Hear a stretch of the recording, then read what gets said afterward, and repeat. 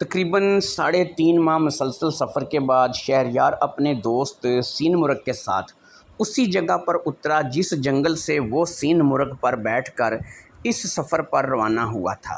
جب وہ وہاں پر پہنچے تو سب کی خوشی کا کوئی ٹھکانہ ہی نہیں تھا۔ اتنے لمبے سفر سے آنے کے بعد شہریار کافی تھک چکا تھا۔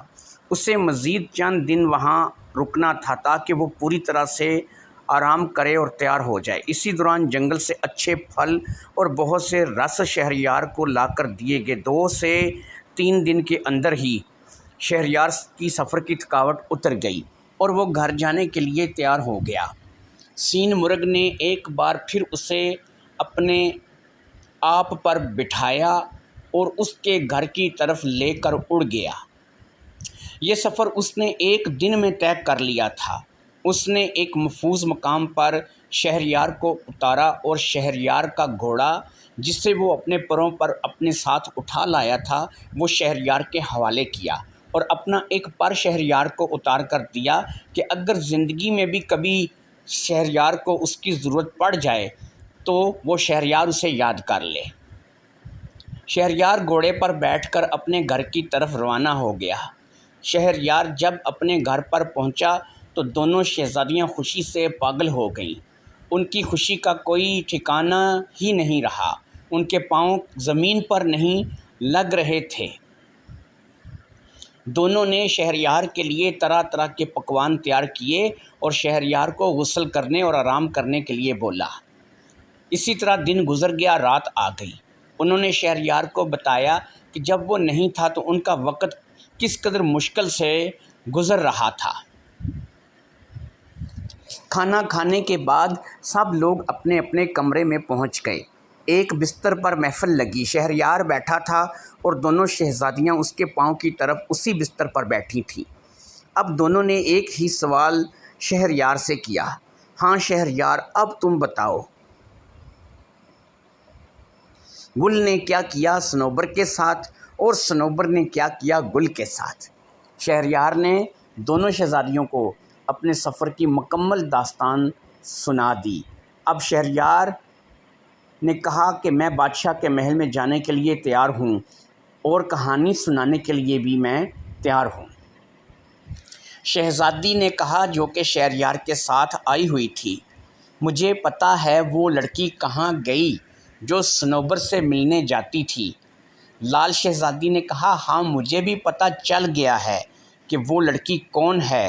شہریار نے کہا جب مجھے گل بادشاہ کہانی سنا رہا تھا میں نے اسی وقت جان لیا تھا کہ وہ لڑکی کون ہے۔ لڑکی اور کوئی بھی نہیں، وزیر کی بیٹی ہے، وزیر زادی ہے، کیونکہ پوری دنیا میں صرف وزیر زادی ہے جسے گل اور صنوبر کی اصل داستان کا پتہ ہے۔ میں صبح محل جاؤں گا اور بادشاہ سلامت سے ملوں گا اور اس کے بعد اسی محل میں بیٹھ کر گل اور صنوبر کی داستان سنائی جائے گی۔ تینوں آرام کرنے کی غرض سے اپنے اپنے بستر پر چلے گئے۔ اگلی صبح شہریار محل پہنچ گیا۔ بادشاہ نے شہریار کو دیکھا تو اس کی خوشی کا بھی کوئی ٹھکانہ نہ رہا۔ وہ بھی بہت خوش ہوا کہ اب شہریار نے ایک اور ایسا کام کیا ہے جو آج تک کوئی نہیں کر سکا۔ بادشاہ سے ملاقات کے بعد شہریار گھر واپس آ گیا۔ وہی محل تھا، ہر طرف ہر کمرے میں لال شہزادی کے لال جگمگا رہے تھے۔ بادشاہ اپنے تخت پر بیٹھا تھا جبکہ تمام لوگ زمین پر دریاں بچھائے بیٹھے تھے۔ محل کی تمام عورتیں بھی وہاں پر موجود تھیں۔ لال شہزادی اور شہریار کی شہزادی بھی وہاں موجود تھی اور ان دونوں کے ساتھ وزیر زادی بھی وہاں پر موجود تھی۔ وزیر اور دیگر تمام مصاحب بھی وہاں پر موجود تھے۔ شہریار بادشاہ گل کے بالکل پاس ایک کرسی پر بیٹھا تھا۔ اب شہریار نے اونچی آواز میں کہا، گل نے کیا کیا صنوبر کے ساتھ اور صنوبر نے کیا کیا گل کے ساتھ؟ ایک وقت تھا کہ سب سے پہلے صنوبر کھانا کھاتی تھی،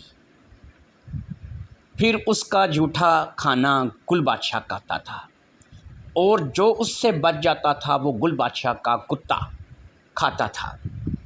گل بادشاہ اپنی بیوی سے بے حد محبت کرتا تھا، مگر اس کی بیوی کی ایک سہیلی تھی جو وہاں سے نہیں تھی جہاں کا گل بادشاہ تھا، پتہ نہیں وہ کہاں سے آیا کرتی تھی۔